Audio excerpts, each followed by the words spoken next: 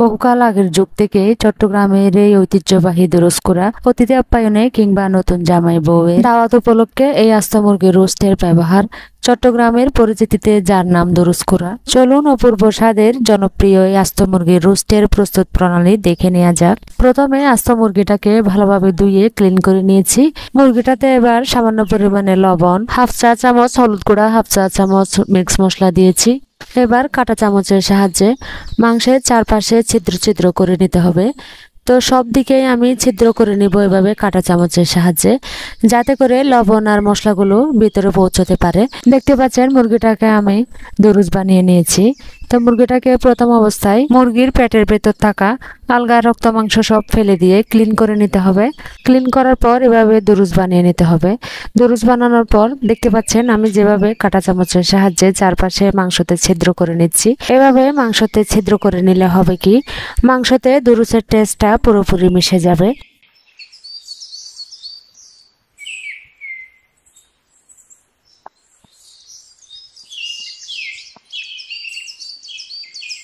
কাঁটা চামচ দিয়ে চারপাশে ছিদ্র করে নেওয়ার পর মাংসটাতে যে লবণ মশলা আমি দিয়েছি সেগুলো আমি আস্ত মুরগিটাতে ভালোভাবে মাখিয়ে নিব। এভাবে আস্তে আস্তে লবণ মশলা মুরগিটাতে ভালোভাবে মাখিয়ে নিয়ে 10 মিনিটের জন্য রেস্টে রেখে দিব। আমি যেভাবে লবণ মশলাটা মাখিয়ে নিচ্ছি, একটু সময় নিয়ে এভাবে আস্ত মুরগিটাতে লবণ মশলা মাখিয়ে 10 মিনিটের জন্য রেস্টে রাখতে হবে।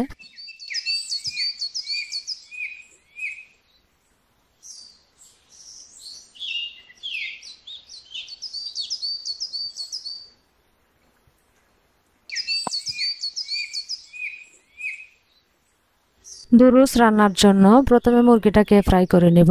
এখানে শূন্য প্যানটাতে হাফ কাপেরও কম রান্নার তেল দিয়ে দিয়েছি। গরম তেলে আস্ত মুরগিটা দিয়ে দিয়েছি ফ্রাই করার জন্য।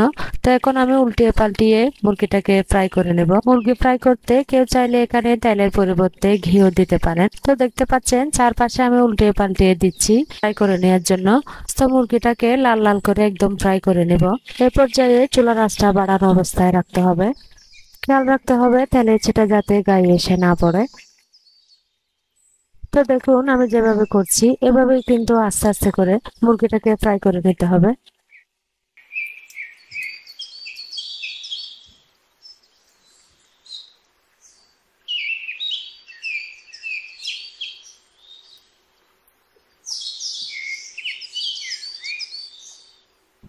মুরগি ভাজা প্রায় হয়ে এসছে। মুরগিটা ভাজতে ভাজতে যেন মাংস শক্ত হয়ে না যায় সেদিকে খেয়াল রাখতে হবে। চুলার আগুনের হাই হিটে এই আস্ত মুরগিটা ভেজে নিতে হবে। তাতে করে মুরগির মাংসটা শক্ত হয়ে যাবে না এবং মুরগির চারপাশে লাল লাল হয়ে যাবে। তো আমি এই পর্যায়ে মুরগিটাকে তুলে নিচ্ছি। ফ্রাই করা মুরগিটা তুলে নিয়ে একই তেলে আমি মশলার উপকরণগুলো দিয়ে দিব। এখন আমি দিয়ে দিলাম বড় চামচের 1 চামচ পেঁয়াজের পেস্ট। একই সাথে পেঁয়াজের পেস্ট আরো 1 চামচ অ্যাড করে নিলাম। গরম তেলের সাথে পেঁয়াজের পেস্টটা নাড়াচাড়া করে একটু কষিয়ে নিব।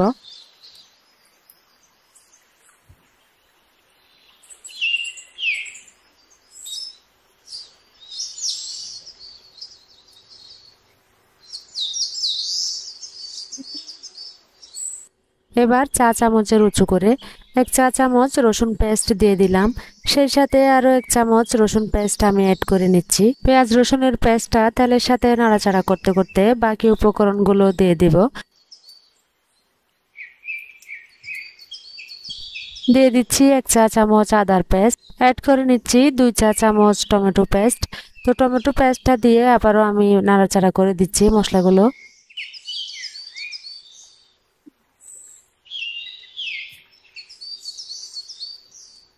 এবার অ্যাড করে নিচ্ছি 2 চা চামচ কাঁচামরিচের পেস্ট দিয়ে আবারও আমি নাড়াচাড়া করে ভালোভাবে কষিয়ে নেব।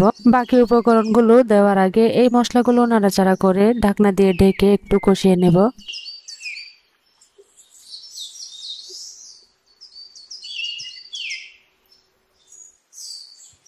ঢাকনাটা তুলে নিয়েছি।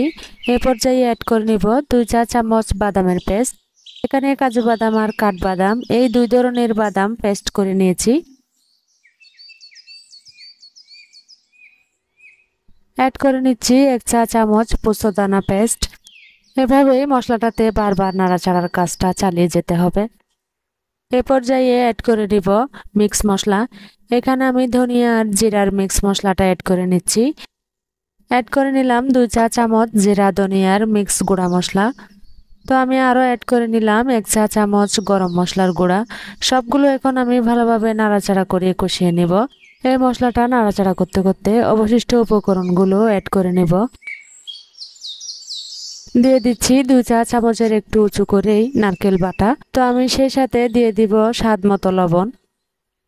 এবারে মশলাগুলোতে অ্যাড করে নেব সামান্য পরিমাণে পানি। মশলাটা ভালোভাবে নাড়াচাড়া করে দিয়ে ঢাকনা দিয়ে ঢেকে কষাতে দিয়ে দিব। মশলাটা নাড়াচাড়া করার সময় চুলার আঁচটা কমিয়ে নিয়েছি। মশলাটা নাড়াচাড়া করার পর চুলার আঁচটা সামান্য বাড়িয়ে দিয়ে রান্নার পাত্রে ঢাকনা দিয়ে মশলাটা কষাতে দিয়ে দিব। এর মাঝে মশলাটা কষানো হয়ে এসছে। তো আমি মশলাটাতে আস্ত মুরগি ফ্রাইটা অ্যাড করে নিচ্ছি। মুরগির পাখনা দুটো কেটে রেখেছিলাম, সেটাও আমি এখানে অ্যাড করে নিচ্ছি। এবার মুরগির দুরুসটা আস্তে আস্তে করে নাড়াচাড়া করে উল্টিয়ে পাল্টিয়ে দিয়ে মশলার সাথে মাখিয়ে নিতে হবে।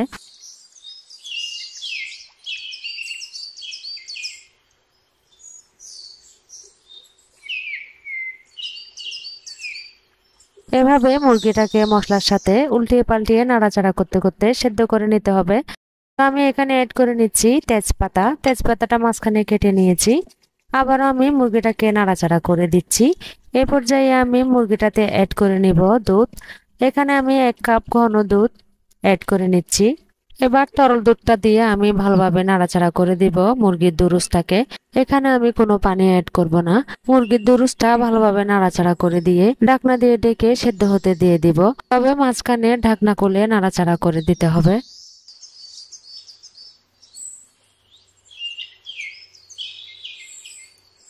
রান্নার পাত্রের ঢাকনাটা তুলে নিলাম। মুরগির দুরুসটা প্রায় হয়ে এসছে। দেখতে পাচ্ছেন মুরগির দুরুসটা দেখতে কি সুন্দর লাগছে।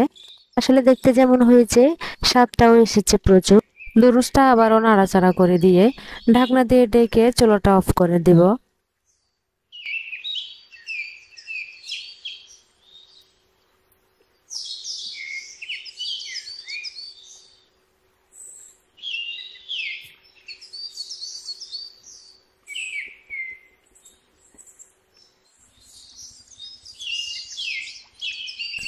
চুলাটা অফ করে নিয়েছি। তো দেখুন দুরুসটা দেখতে কিরকম হয়েছে। এখন এই মুরগির দুরুসের উপর পেঁয়াজের বেরেস্তাটা আমি ছড়িয়ে দেব।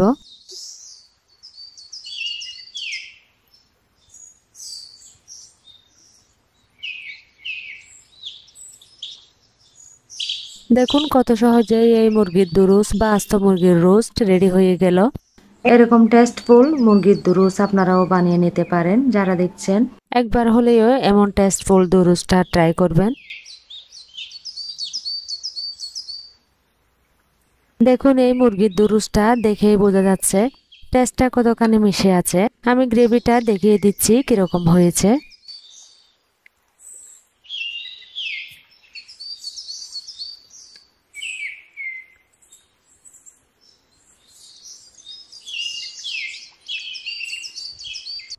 এবার আমি মুরগির দুরুসটা সার্ভ করে নেব।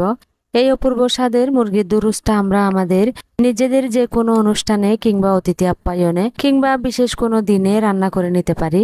দেখুন এই মুরগির দুরুসের গ্রেভিটা দেখতেই কতখানি টেস্টফুল লাগছে।